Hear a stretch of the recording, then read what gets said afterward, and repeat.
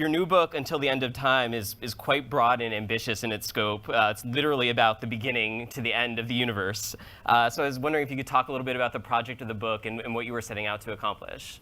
Well, I think you summarized it quite well.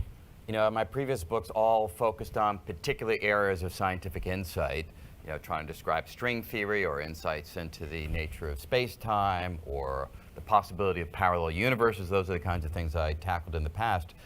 This book is really meant to try to lay out in a coherent fashion the entirety of the development from the beginning, the Big Bang, if you will, to the closest that science can take us to the very end. And within that narrative, and this is very different from things that I've written about before, and no doubt you're familiar from having looked at the book itself, there's a focus on what happens when life emerges, and in particular what happens when conscious life emerges, and more particularly what happens when self-aware life emerges, stands up, looks around, and tries to make sense of not only how we got here, but tries to make sense of what we should do while we're here and what's going to happen into the far future. And the bottom line message, if you will, is that our footprint on the cosmological timeline is incredibly tiny when seen within the context of the totality. And how do we deal with that? And that's the theme of the book. Starting at the beginning, I was reading the first few chapters of the book, and I was struck by the incredible elegance of the explanation of how the universe unfolded.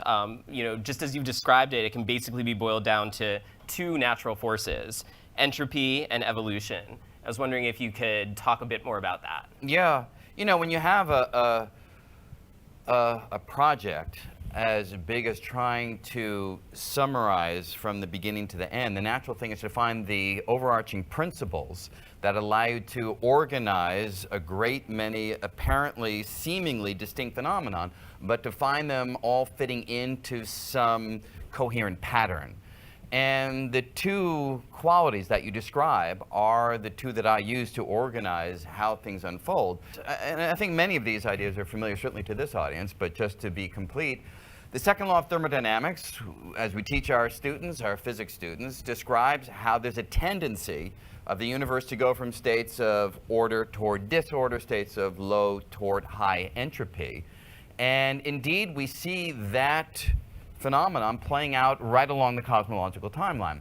But one thing that I stress within that rubric is that the increase in entropy does not demand or require or entail that there is the usual intuitive idea of degradation, of withering away, of falling apart, because you can have an overall increase in disorder while at the same time having local pockets of order emerge within that particular vector. And that's the vital reason why we have structure in the universe. You can have pockets of order forming within the overall tendency toward disorder. So that's, if you will, organizational theme number one. Organizational theme number two, as you note, is evolution. And I think most of us, when we encountered evolution for the first time, certainly when I did, we were taught it within the framework that Darwin and Wallace gave it to the world, which is in the evolution of species. And in that setting, we understand well how it is that a given collection of life forms can fan out to a very broad, larger collection of life forms through the properties of mutation and natural selection. But that already assumes life exists.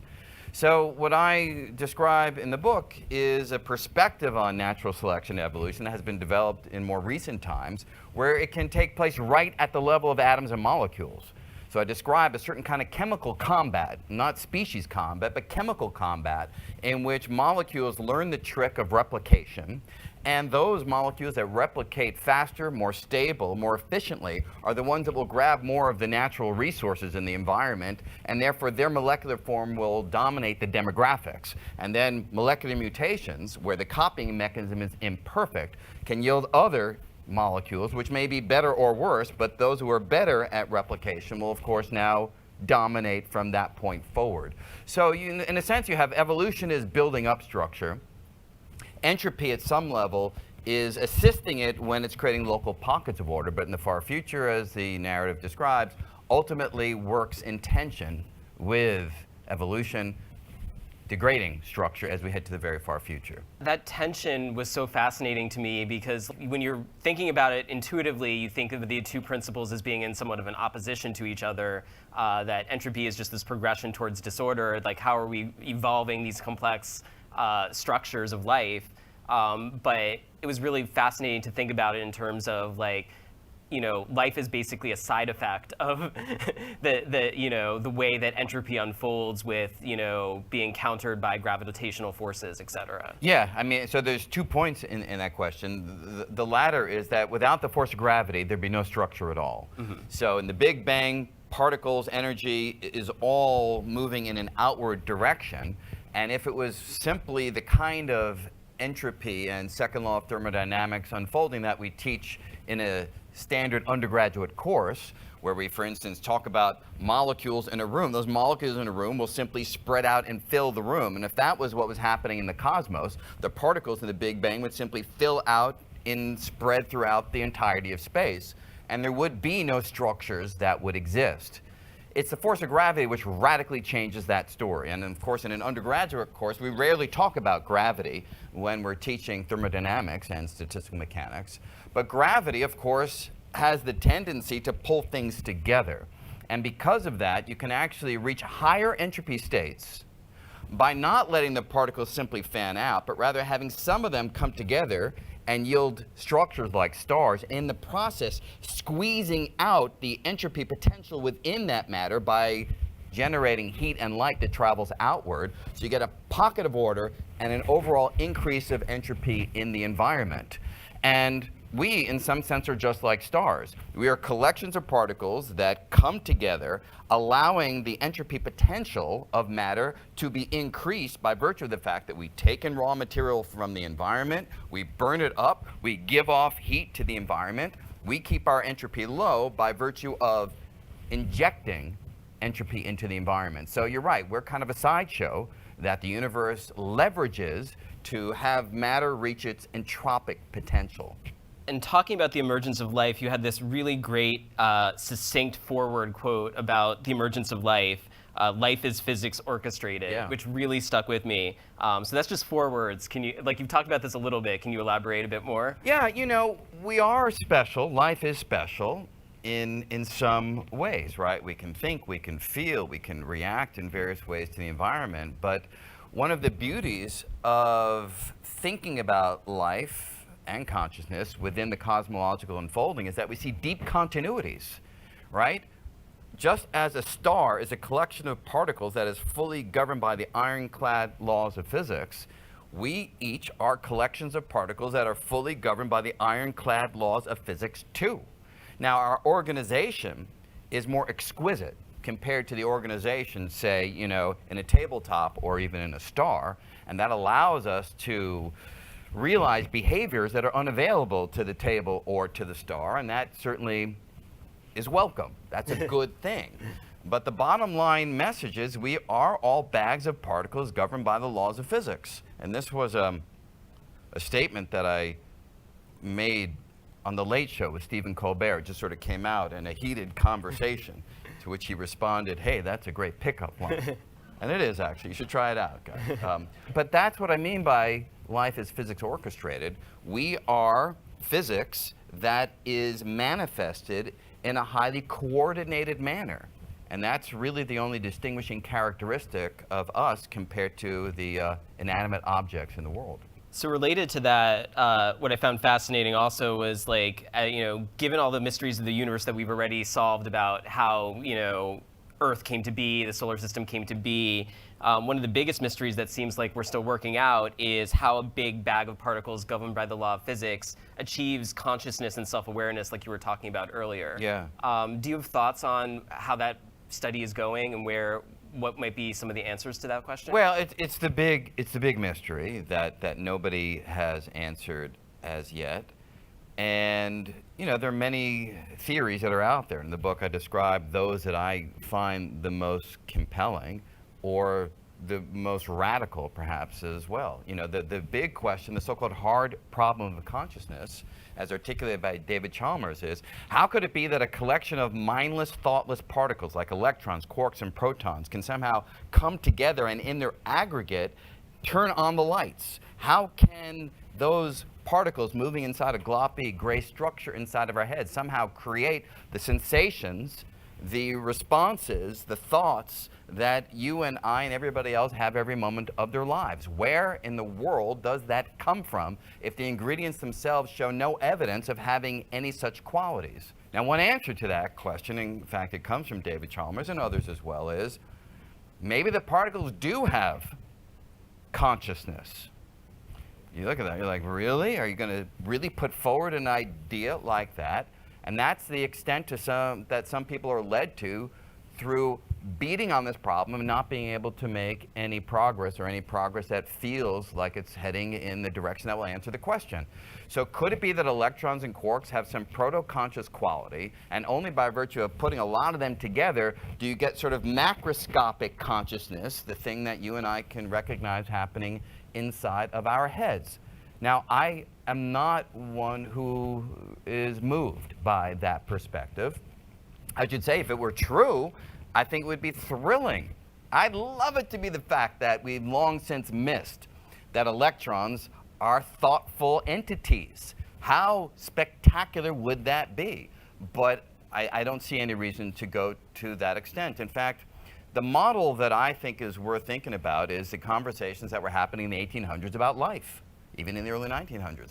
You can say the same thing. How can a collection of lifeless particles somehow come together and switch on and become animate? How in the world could that be possible? And in the old days, the view was it is not possible. You have to inject something else on top of the particles, some vital life force, vitalism. Nobody talks like that anymore. And the reason is because as we've gotten better at understanding the structure of life, most people who think about it have come to the conclusion that it's just particles and the laws of physics and chemistry and biology, but that all reduces to physics, and that's all that you need. And I think that at some point in the future, I don't know, 50, 100, 1,000 years, whatever, we will come to a similar realization about consciousness, and we'll kind of look back and smile at how in the 20th and 21st century we injected so much mystery into this quality of the world, when in reality it was nothing more than particles and laws. And look, once you guys develop a truly conscious AI system, I don't know how you prove that, but once you do develop that, I think that will also be a moment where, like, yeah, you organize things correctly and the thing starts to think and feel. That's just what matter does. One thing that your book touches on a lot is that there's this companion philosophical question that goes along with that. As bags of particles that are entirely governed by physical laws, how do we have consciousness, but also how do we have any sort of free will? Well, we don't. Right. That's the end of that. I said that flippantly, but I really do believe that, as you see in the book. However, there are so many different definitions of what free will is that you have to take a statement like that, I would say, with a grain of salt, or you really have to plumb it very carefully to understand the kind of free will that I'm talking about. I'm talking about the freest kind of free will. I think that's what most of us intuitively imagine when we think that we have free will. We imagine that we are the ultimate autonomous authors of our actions, right? We can think about the world, we can be affected by the world, but ultimately when we act, that action is originating within us. We are not mathematical beings whose strings are pulled by physical law. And that just is incoherent.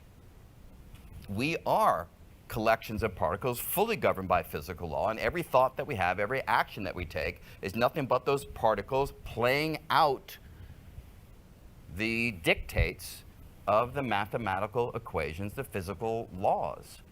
So that version of free will, and I think it's the intuitive one, seems to me to be completely incoherent.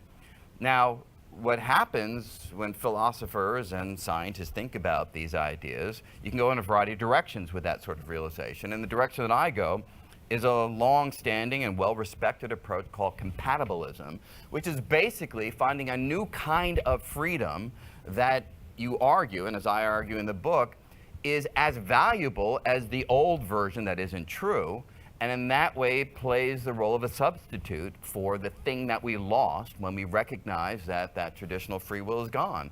And as I describe in the book, my view, it's not a view that others haven't articulated in one form or another, is simply that what makes us special is not that we can transcend physical and mathematical law. We can't.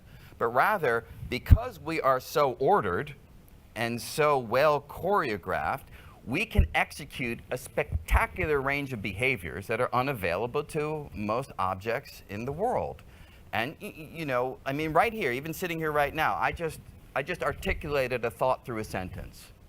And I take a step back and I'm like, yeah, my particles just did a reasonably good job of saying what my other particles were trying to articulate. And I sit back and I'm like, thank you, particles, for doing that, or thank you, physical law, for allowing my particles to do that. And in that way, I actually feel a degree of gratification for the fact that my particles did something that I'm happy with. And when my particles do things that I'm not happy with, I similarly feel a degree of remorse. But that's what's going on. And all of it comes from physical law.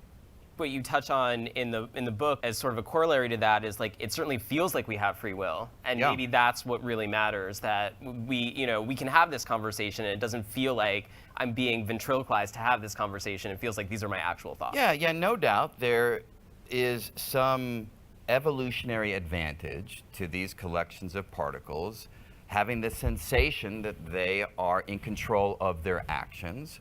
Presumably, beings that have that sensation are maybe able to navigate the ancestral environment better than collections of particles that did not have that sensation.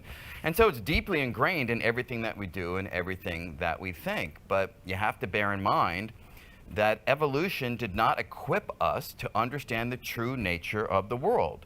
Evolution equipped us in order to survive, and those are two radically different propositions. So you need to bang really hard on qualities of the world that you hold true to make sure that you haven't been led to that perspective by the survival value that it had over the course of 100,000 generations in the past. And in fact, you can even go further. Take quantum mechanics, right? I think none of us, at least I don't, I'd be interested if someone felt differently, none of us have quantum mechanical intuition in our bones. You know, if I pick up, an object and I throw it to anybody who's out there in the audience, they'll know how to put their hand and catch it because we have Newtonian physics in our bones. You don't have to calculate trajectories to figure out where to put your hand. But if I were to fire electrons at you, you'd have to do the quantum mechanical calculation because you would not know where to put your hand to get the highest probability of capturing the electron. Why is that the case? 100,000 generations of our forebears, those who had Newtonian intuition, survived. Those of our forebears who sat down on the African savannah and said, let me think about Schrodinger's equation. They got eaten. So they did not propagate that genetic tendency into the gene pool, and therefore it takes this kind of concerted effort to go beyond what we are programmed to do in order to figure out other qualities of the world. And I think a similar thing applies to free will. We think we have it, we have the sensation of having it, but that's all that it is, a sensation. Talking about survival and evolution in the central section of the book, you also have a really interesting discussion of human areas of inquiry like religion and the arts that don't necessarily have, direct connections to our survival of, getting food, reproducing, et cetera. There's some really interesting discussions about potential evolutionary antecedents to those areas. And I was curious your thoughts about, why we write poetry, why we perform music, why we, have monotheistic beliefs, et cetera. Well, there are a lot of interesting questions in there, and as you note, there is a long-standing and continued discussion or debate about the degree to which these kinds of behaviors may have been seeded by the same kind of seeding that gives us Newtonian physics intuition, right? Could it be the case that we tell stories? I mean, what happens? We leverage language early on in the history of our species. We learn how to communicate. And do we take that capacity and immediately translate it into communicating information from one member of the species to another. Well, that's part of what we do, but we spend a whole lot of time, there's evidence going back thousands of years, of course, we spend a whole lot of time getting together and exchanging fictional accounts that both members of the conversation know have nothing to do with the external world, and yet we feel compelled to listen to these stories, to repeat these stories, to modify these stories, to pass these stories on. Why in the world do we do that? What a waste of time, it seems like. Wouldn't it be better that we, sharpen a few more spears or gather more fruit and nuts rather than sitting around and talking nonsense to each other about things that never happen in the real world? Now, you could say maybe it's just an artifact of having a big brain. A brain gets big enough, that's a good thing from an evolutionary perspective, but maybe a side effect of having a big brain is a brain that just never shuts up, right? It never stops telling stories because it just can't get enough of that kind of activity. But others have suggested that maybe there is an evolutionary basis of this, in the sense that by telling stories to each other, we kind of fire up a flight simulator of engagement with the world, where we are able to have a whole variety of experiences that are safe, but allow us to imagine how we might respond if we encountered those kinds of experiences in the real world. So maybe those of our forebears who exchanged stories in this manner were the ones that were better able to respond quickly, nimbly, and effectively when unexpected things happened in the world, because they had this body of fictional accounts that they, in some sense, could draw upon, and in that way guide their behavior going forward. And there's a whole analogous version to that kind of story, highly controversial story, that applies to other activities, the ones that you mentioned, religion and creative expression. Like, why would we spend time, chiseling figurines? Why did we spend time painting cave walls, right? I mean, you look at some of the caves that have been painted, and for one of our forebears to have to travel sometimes kilometers in darkness through underground waterways to find various surfaces on which they would paint various kinds of beings that didn't even exist in the real world, perhaps. Why in the world would they do it? It's the same kind of question with storytelling. And again, a whole variety of potential evolutionary perspectives have been put forward. Maybe it allowed groups to cohere more fully than they would otherwise. So in competition with other groups out there in our hunter-gatherer past, maybe those are the ones who triumphed. Or perhaps creative expression is just the brain's way of firing up its innovative qualities. It can sharpen its own ingenuity by taking things in the real world and rearranging them in distinct patterns, or by just firing up and examining things that have nothing to do with the real world, but nevertheless allow creative juices to flow. So those are the kinds of things that evolutionary psychologists have explored, and I integrate these kinds of explanations within the context of the book because, as we started out early on, when you see entropy and you see evolution as these entwined braids that take us from the Big Bang through the formation of stars and planets to the emergence of life, to the emergence of consciousness, do these principles continue to guide what happens as we go forward when you've got self-aware beings now part of the equation? What was really interesting for me, a recurring theme throughout the book, is that our narratives happen at different levels of abstraction. Yeah. So you can go sort of drill all the way down reductionist-wise to the quantum level, where it's just all about probabilities of locations of particles. And as humans, those sorts of narratives of the world are not especially compelling if we're just, it's like a bunch of particles here, a bunch of particles there, et cetera. You can move up a level to the Newtonian level and talk about motion and momentum and all those aspects of physics. And what I found fascinating about looking at it from that perspective is that you can work, as you go up the levels of abstraction, that's where you can fit in things like the arts and religion, et cetera. What are these narratives that mean something to us, and how do we, an ongoing process of how we understand the world? Yeah, no, I think that really is a central theme of what I describe in the book, because in order to have the fullest understanding of the world, the universe, you need to use the kinds of descriptions, the kinds of stories that are most relevant to the kinds of questions that you happen to be asking. So look, I mean, if you're interested in the basic ingredients and the fundamental laws, then certainly the reductionist account that physics has provided is the one that you should use. But if you're interested in life, you don't really want to go down to the level of molecules and atoms, because you want to deal with the aggregates that allow us to more fully examine what life is. It's very hard to see life at the level of an individual electron. You need to synthesize your reductionist account to have a fuller story of what life is at the level of chemistry and biology. And then, as you describe, I go further than that, because the richest accounts allow us to go up in scale and think at the level of psychology, the level of neuroscience, which gives us some insight into why conscious beings do the things that we do. And when you get to religion and you get to storytelling and myth-making and creative expression, these kinds of accounts are more closely aligned with how we intuitively think about the world.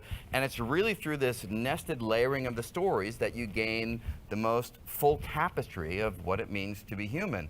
The thing that I would emphasize is that even though these stories are each told in a different language, and even though these stories are relevant for a different class of questions, a point that I stress in the book is that the stories need to be mutually compatible.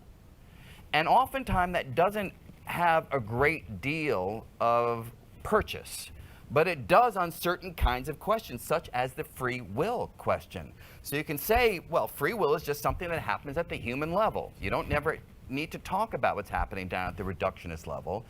And that is an incoherent statement as far as I'm concerned, if you're talking about the kind of free will that I was articulating early on, because that notion of free will has tentacles that reach right down to the reductionist account. And to say that you have free will and you don't need to talk about the stuff down here is cutting out the very thing that informs the answer to the question of whether we have free will. So it's a mutual compatibility of stories that give us insight into different layers of reality. And as you build them up, you have the fullest account.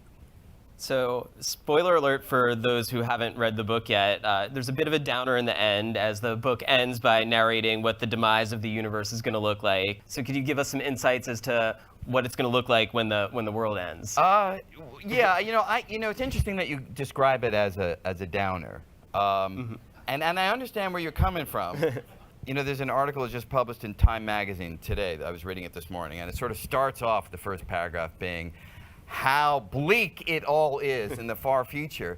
But I think, as you realize from going to the end of the book, I would not interpret it that way. Yeah. But I'm happy to lay out some of the milestones in the far future of the universe, just to get a feel for why it might appear to be dark.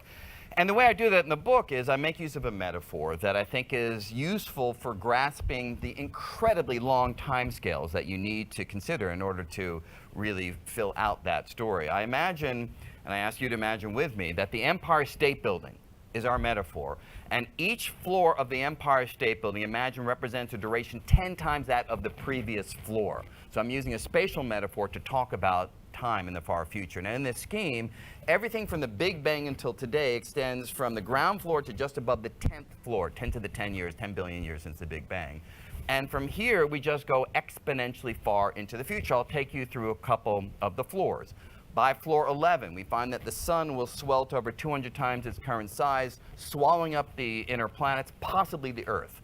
By floor 12, the distant galaxies will rush away faster than the speed of light, leaving us floating in a sea of darkness. By floor 14, most stars will use up their nuclear fuel and will fade to black. By floor 19, the Earth, if it wasn't swallowed up by the sun back on floor 11, it will now spiral into the dead sun because it loses energy through gravitational radiation.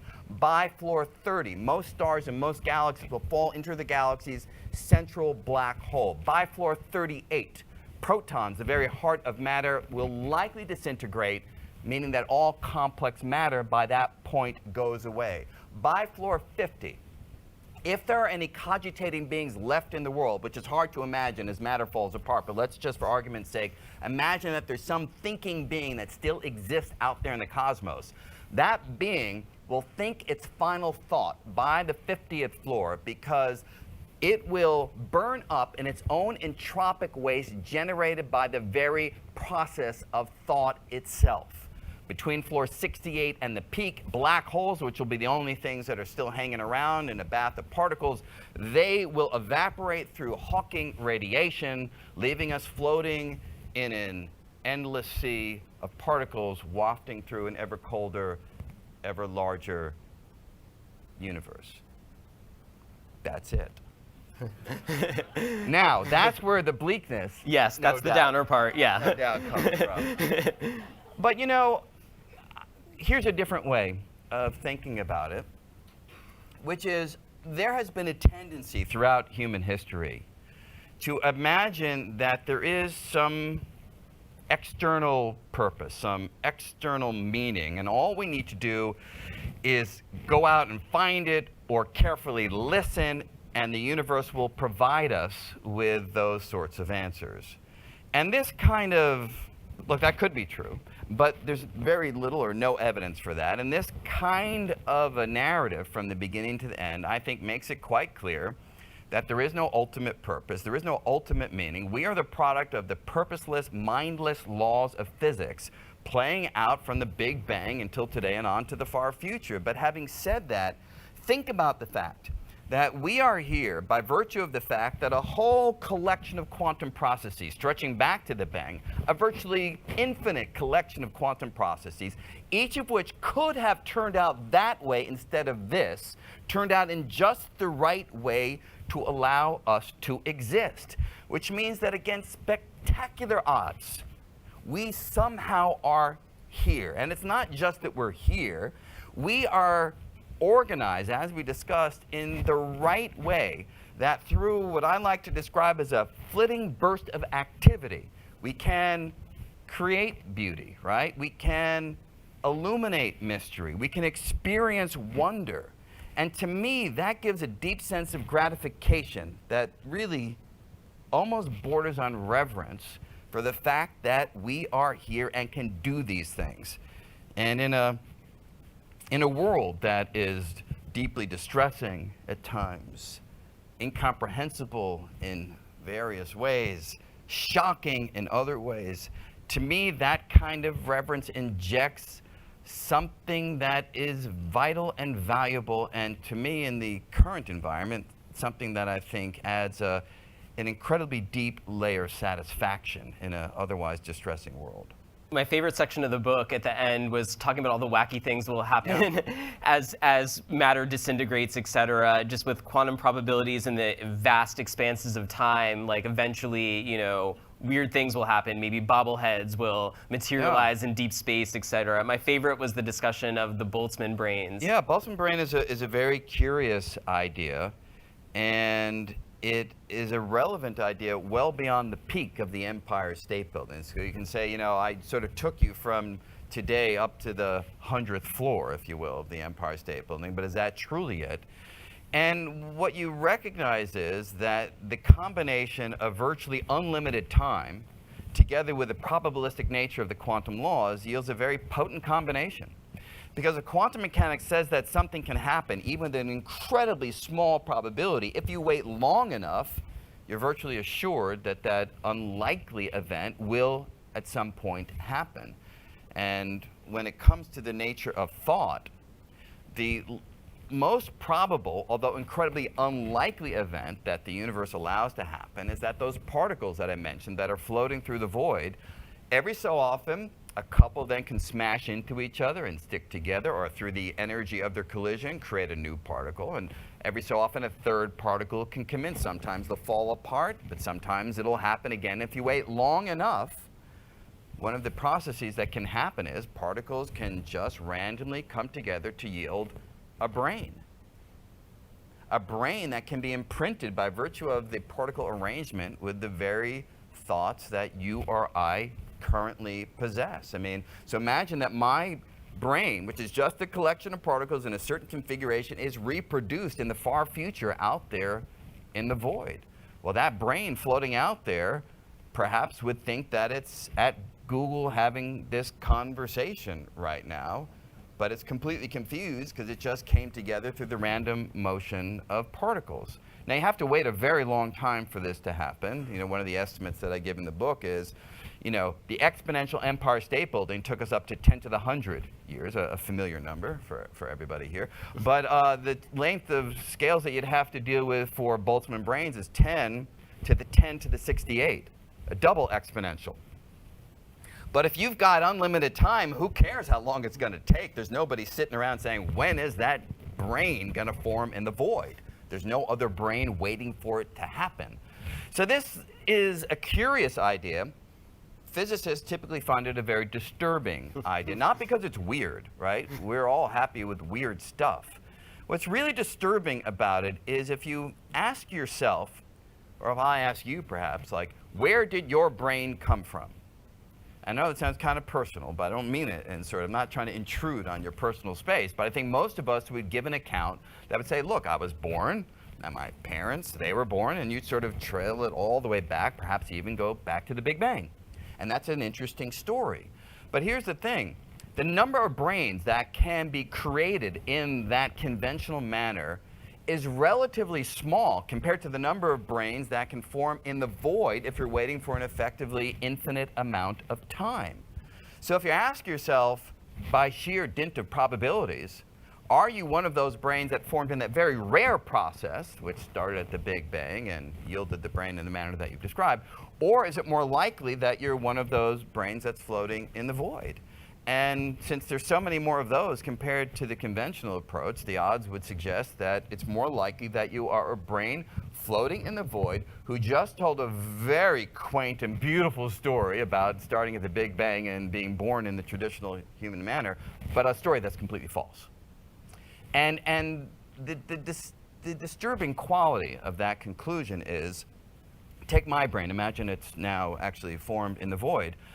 That brain thinks it understands the laws of physics, quantum mechanics and general relativity, because that brain seems to remember having taken quantum mechanics and general relativity, you know, across the water over there at Harvard, and seems to recall looking at all the data that confirm those theories, but all that's fake. All of it's false, because the brain just came together right now. So that brain now can't trust anything at all. So this sort of skeptical nightmare that happens. The brain can't even trust the very reasoning that led us to conclude that the brain should form. So you've undercut all rationality when you allow these Boltzmann brains into the story. So we physicists tend to use this possibility as a diagnostic tool, that if our theories allow for this to happen, we have to find some means of dealing with that conclusion or modifying the equation so it can happen in order that we don't ruin rationality itself. I appreciated that there were some reassurances in that section of the book that the likelihood of us actually being Boltzmann brains right now was still relatively low. There was a chance that Boltzmann brains might not form. And those are the kinds of theories that people develop. They try to develop theories where perhaps the universe ends before there's enough time for a Boltzmann brain to form. So you find physicists who start to be excited about the demise of the universe because now you have a more self-consistent story that you can tell if the timescales don't reach, say, 10 to the 10 to the 68 years into the future. That's only one way that people have tried to deal with this conclusion, but it certainly suggests the extent to which people are willing to go in order to avoid the problem. I think it's a good time to open it up for questions. So you mentioned that your compatibilist perspective about basically coming up with a more reduced but still basically mapping to human intuition of what freedom means. Would a conscious AI with like full self-knowledge of its own code and memory be able to have any kind of free will under that perspective? Well, again, if you're using the definition of free will that I'm describing, the answer would be yes, because if it was sufficiently sophisticated, it would have a broad range of behavioral responses that it could execute in response to various stimuli that it encountered in the external environment. And that, to me, is the freedom of relevance when we're talking about us humans, and therefore presumably can be generalized to any other structure that has that capability. The point is, it's not freedom from the tyranny of mathematical laws. It's freedom from restrained behavioral responses that has long constrained the inanimate world. So if you can take the inanimate world and allow its behavioral responses to blossom, then you're in exactly the same situation. And that entity, by this definition, would have free will. But if it has perfect self-knowledge, you can see the code paths that led to like any action. So you could say that given a certain input, it's completely deterministic in a way that completely cuts out quantum anything. So you will note that in my remarks, I never use the word deterministic. I never use the word indeterministic. And in our discussion of free will, I never invoked quantum mechanics. Why? It's irrelevant. What do I mean by that?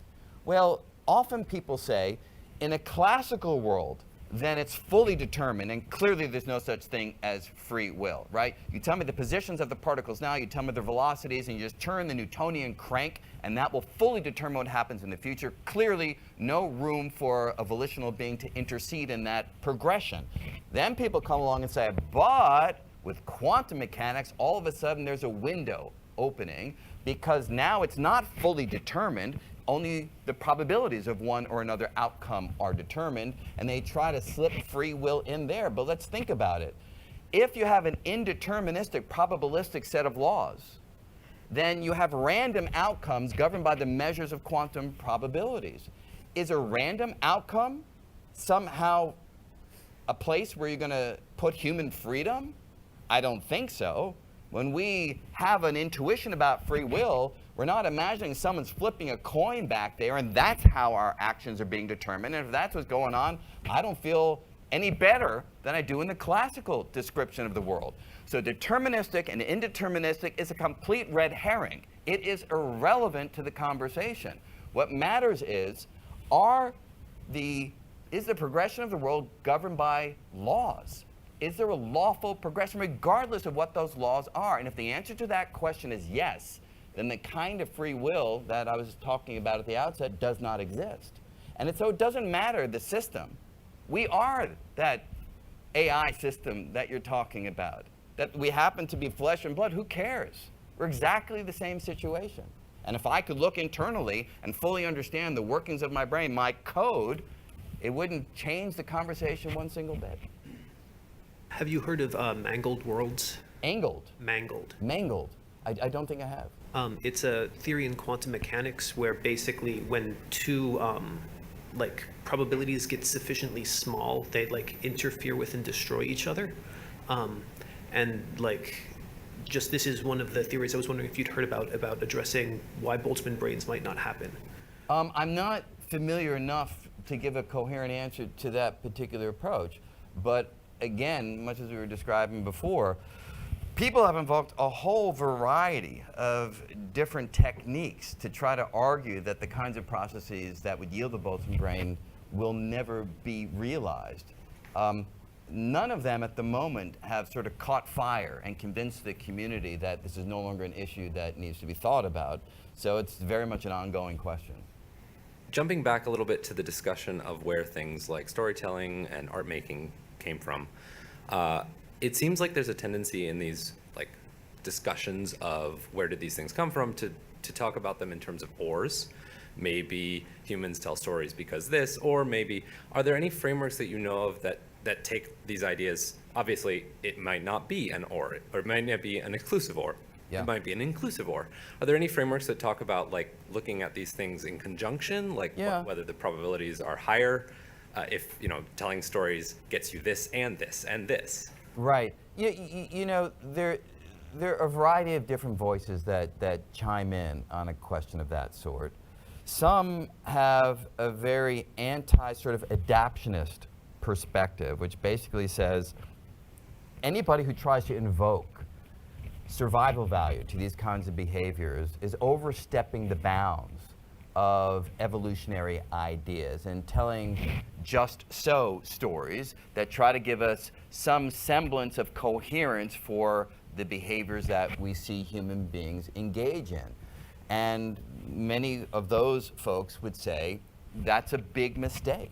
It's a big mistake. One should simply recognize that evolution and natural selection have their place, but if you try to push those ideas further to truly gain an understanding of all of human behavior, you're just pushing it into a domain where it no longer applies. So you have to be very careful. And I think the most thoughtful of researchers and practitioners try to maintain that care. And I think that's where a lot of those ors come from.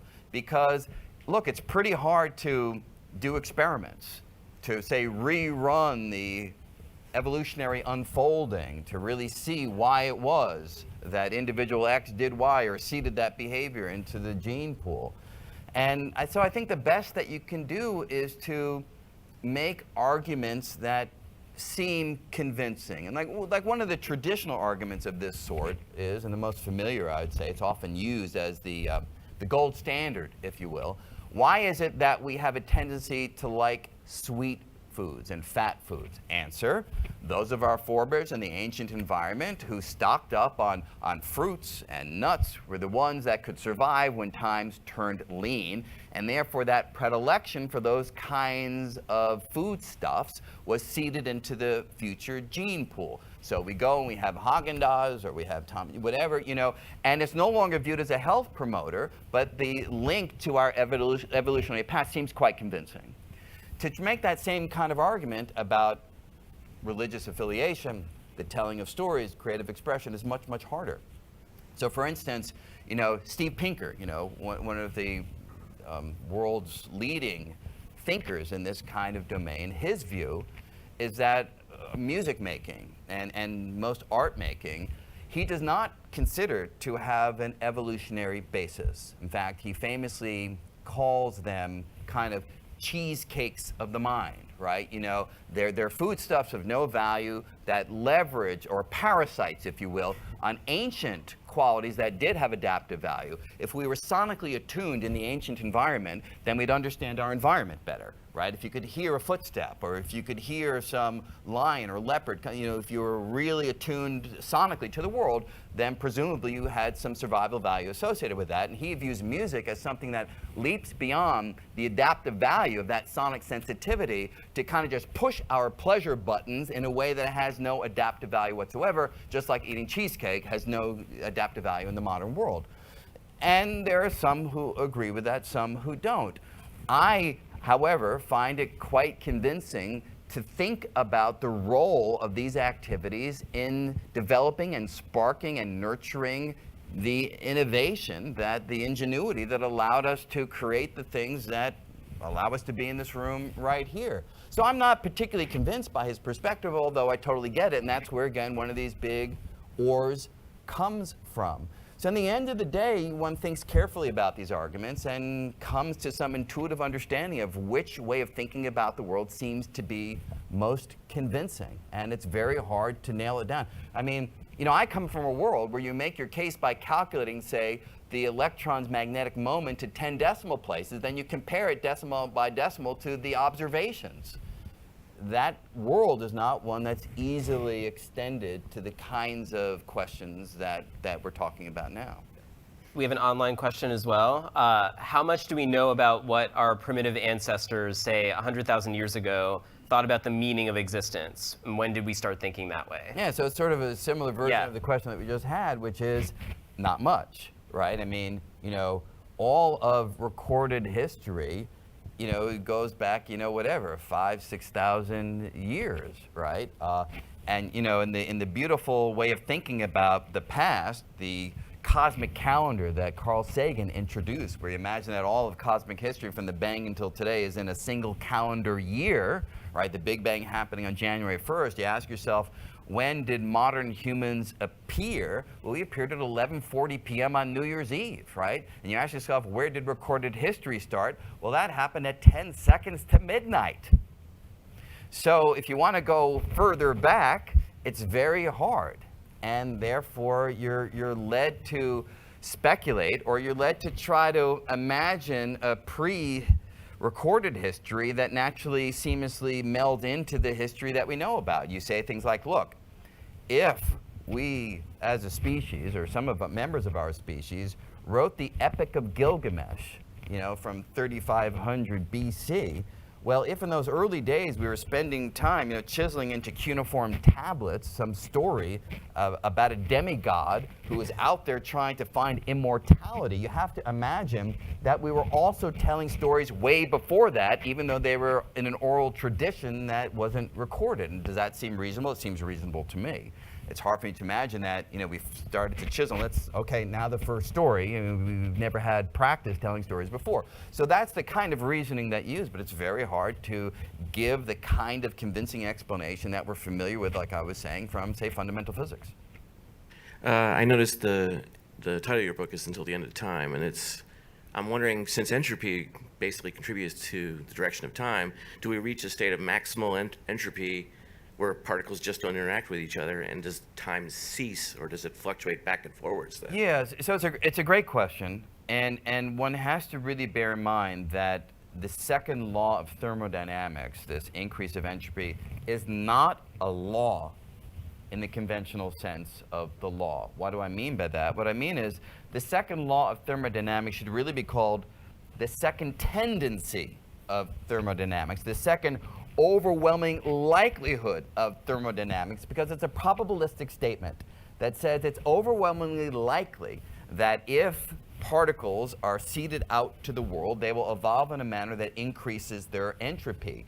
But that tendency can be violated, right? I mean, if I take a handful of 100 pennies and I throw them on the floor, we all know that it's highly likely that it'll be roughly 50 heads or 50 tails in that grouping. We also know, however unlikely, that it could turn out that they're all heads. We wouldn't want to bet on it. We wouldn't want to hold our breath waiting for it to happen. But that move toward order, that move toward low entropy is not, in some sense, in violation of the laws of physics. It's just highly unlikely. And similarly, the move toward order in the universe is just an unlikely move. It's not one that the laws of physics prevent. So even if we do reach this state that looks like maximal entropy of particles filling the void, much as we were talking about with the Boltzmann brains, those particles can, like the pennies, they can do the analog of landing all heads. If we wait long enough, the pennies will land all heads. If we wait long enough, some structure, however unlikely, however much it violates the second law of thermodynamics, will happen. So you never reach a state of ultimate stasis where absolutely nothing can happen. You reach a state where it's increasingly unlikely for things to happen, where the timescales for those unlikely things gets longer and longer. So we have one more online question that relates to stuff we were talking about earlier with mutual compatibility. Scientific advances tend to contradict traditional explanations. What new sources of ultimate meaning have arisen? For example, human space colonization, efforts towards artificial superintelligence, or the simulation hypothesis. Yeah, so it's not obvious to me that scientific advances tend to contradict traditional explanations. Some scientific advances do, but a great many scientific advances confirm our intuition. It's just our intuition is built up on a particular scale, and the advances that are relevant to that scale will confirm them. When we go beyond those scales, we find things that are quite unfamiliar. So I think of the various possibilities that the questioner asked. The simulation hypothesis, I think, is perhaps the most radical of all, which is, again, familiar to you guys here, the possibility that we're in some futuristic supercomputer run by some kid in a futuristic garage, and all that's happening here is we are playing out the programming that that kid in the garage has set in motion. Now, again, do I consider that a likely scenario? I don't. I find it a useful scenario to think about because it is a version of reality in which there is a version of a God. That kid is the God, created this world, but it's not supernatural. That kid is governed by the laws of physics at that higher level of reality, and that would be a version that would be completely compatible with accounts of the world that imagine that there's some intelligence that guides the cosmological unfolding. Nick Bostrom at Oxford makes a very interesting argument along the lines of the Boltzmann brain argument that I gave before, which is, it is very difficult to create a real universe. It's hard to spark a new Big Bang. But it might in the far future, or maybe now if we're in that simulation, it may be very easy to create simulated worlds. You know, just fire them up one after another after another. So if I ask you, are we in the real universe that came from the real Big Bang, or are we in the simulated universe where there was a simulated Big Bang? Again, if you're willing to just go with the odds, there are many more simulated worlds compared to real ones, and therefore if you throw a dart, you're more likely to hit a simulated world than a real one, and therefore perhaps it's more likely that we are right now in a simulated world. Again, do I buy that? Not in a deep way, but I find it a very interesting argument to think about. In fact, people have written papers, how should you behave if you think that we are in a simulated world? And if you guys think about this for half a second, I think you'll come to the same answer that was in this paper, which is that kid doesn't want to waste CPU on someone who's boring. No wallflowers, right? They get eliminated from the reality. So you better be pretty damn interesting if you want to continue existing in the simulation. Again, going back to this interesting idea of why do we do art and storytelling. Yeah. I liked your idea of evolution and entropy in interplay. When we do art, when we make music, aren't we creating a bunch of entropy that if we didn't do it, we would create less entropy? Through any action at all, Right. the answer is absolutely yes. And that gives us a nice uniform way of thinking about all of activity, whether it's activity of a life form or activity of a star, right? It all fits into that overall progression, modulo the unlikely possibility of entropy going down, that over long time scales we believe will happen. So from that perspective, you don't gain much insight into the kinds of behaviors that you were making reference to. But if you then use the other strand of the explanatory chain, if you then use evolution, and if you buy into, not say the Steven Pinker argument, but if you buy into the possibility that these behaviors go all the way back. I mean, there's example of rudimentary musical instruments go back 60,000 years, right? So, you know, if you imagine that it was these kinds of activities that really distinguished our creative capacities, then you start to have a coherent account that you can at least begin to develop. I mean, one way of saying it is this. If there were a humanoid race, say on this planet, of Vulcan-like beings, and I don't mean that derogatory to the Vulcans, I have all due respect for them, but you know what I mean by that is beings that were, you know, completely rational, only spend their time on things that will enhance their own survival in the most obvious flat-footed way of getting more food or having better shelter. And you have those beings in competition with beings more like ourselves who waste time making, archaeological instruments that we then can find, or painting cave walls, or telling stories. I suspect that it's these more irrational beings that win out against the more rational ones, because it's only through those kinds of behaviors that you come upon striking new insights that allow for innovation. And it's that willingness to waste time, it's that willingness to allow the creative juices to flow freely that ultimately, I think, allowed us to be the dominant species in the world. So you don't think there'd be a lot of difference in the entropy created by us versus the Vulcans? Yeah, from an entropic standpoint, there wouldn't be much of a difference, because if you defocus your eyes, and sometimes I do this, right? If you defocus your eyes and you look around this room, and all you see are collections of particles banging into each other, fully guided by mathematical equations, whether those particles are telling stories, creating art, or just sort of sitting around watching television, it doesn't make any difference to that defocused view of the world. And that's the reductionist account. It's a correct account. It's not a particularly useful account for understanding the kinds of questions that you were asking. And it's a kind of leveler in that sense. And if you then want to go beyond that leveling, you have to refocus your eyes and really focus on what actually those collections of particles are doing. Thanks so much, everyone, for coming. Thank you.